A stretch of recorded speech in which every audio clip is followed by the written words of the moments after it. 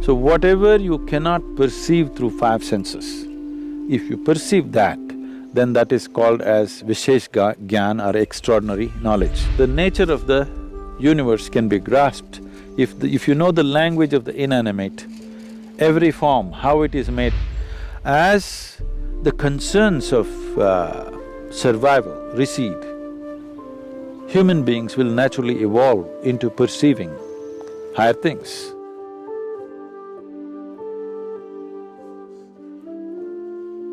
In the yogic system, we look at the human mechanism like this.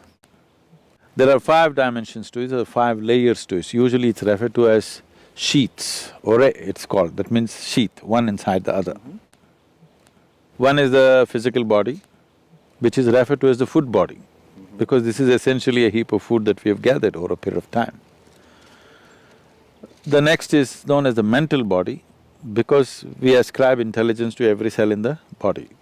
There is more memory and intelligence in each molecule of DNA than you can decipher through your brain. That much of intelligence and memory is sitting right here. The third layer is called as the energy body. There are three fundamental aspects to it, but it's the first two which normally are experienced by most people, the right and the left, which has 36,000 on the right and 36,000 on the left, pathways or channels, which are described as nadis, which meet in 114 different major points, and these points are seen as possibilities. So, mysticism identifies these 114, the geography, the energy geography of the body, and how you could exploit this to transcend the limitations of the human mechanism. Now, the fourth layer is called as Vijnanamaya Kosha. What the word Vijnana means is, it is coming from two different words, Vishesh Gyan. Gyan means knowing or knowledge. Vishesh means an extraordinary way of knowing. So whatever you cannot perceive through five senses, if you perceive that, then that is called as Vishesh Gyan or extraordinary knowledge.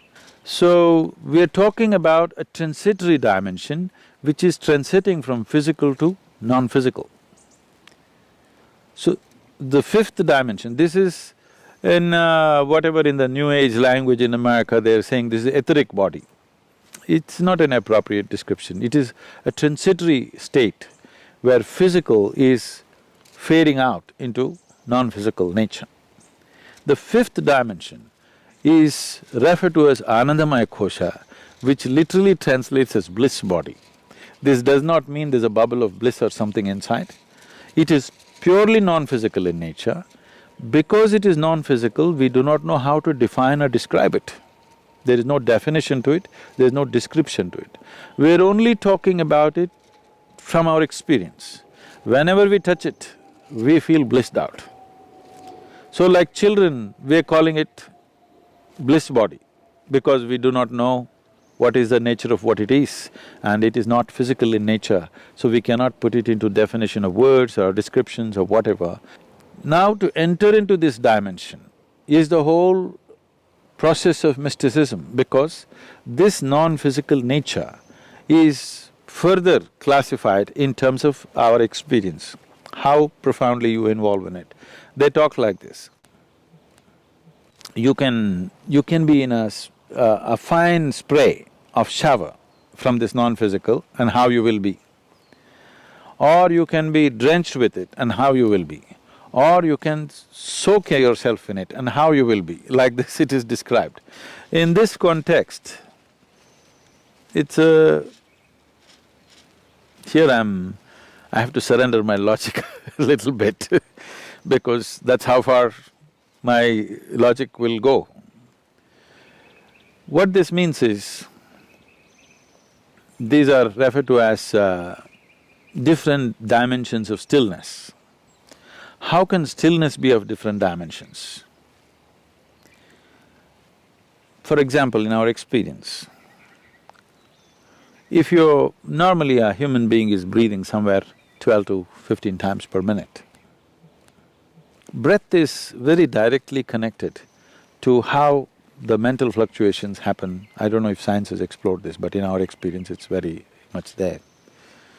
Suppose naturally, not by effort, By doing the right kind of things with your system, naturally if your breath drops below 11, then you begin to understand various reverberations that are happening around you in terms of all the subsonic sounds in which the animals are communicating becomes very obvious to you. If your breath drops below 9, naturally, without controlling it, then what the plants are exuding, the plant life, what it is doing, becomes very obvious to you. If your breath drops below 6, then what the inanimate things, how they're reverberating, this is known as rithambara prajna. That means the reverberations of every form and the sounds attached to it become very clear to you. Or in other words, the nature of the universe can be grasped. If you know the language of the inanimate, every form, how it is made, what is its nature, what it is right now and what it will evolve into, or what it was yesterday and what it is evolved into, all this is becoming apparent to you. As the concerns of survival recede, human beings will naturally evolve into perceiving higher things. But the important thing is the level of static, because breath is a survival process. If you sit still, it goes down. The more still your body becomes, the less you breathe. If you bring your whole system to a certain level of stillness, not being in a hyperventilated state, then your perception goes on increasing. So as the stillness deepens, these are referred to as, traditionally there are various ways in which it is presented. It is usually called as it's called Rudra, Hara and Sadashiva. One is still, but he's vibrant, he's roaring. Another is still, but he's in activity still. Another is absolutely still. Now always that which is absolutely still is referred to be as the ultimate intelligence. Everything else, in its anxiety to be active, it is sacrificing its intelligence at a certain level to be in a state of action. But that which is absolutely still is considered the highest intelligence. It is only in Eastern mysticism, the source of creation is been always celebrated as the highest intelligence. This is the biggest mistake I think modern societies have made is, people were told God is compassion, God is love, God is generosity. These things mean something to you only when you don't have them. If you're not loved, you will look up, God should love you. If you're not fed well, you want a generous God. If you are down in some way, you want a compassionate God. But if you don't make any assumptions, if you look at a blade of grass, if you look at a flower, if you just look at the structure of an atom, one thing is, the source of creation is the highest level of intelligence that you can ever recognize anywhere.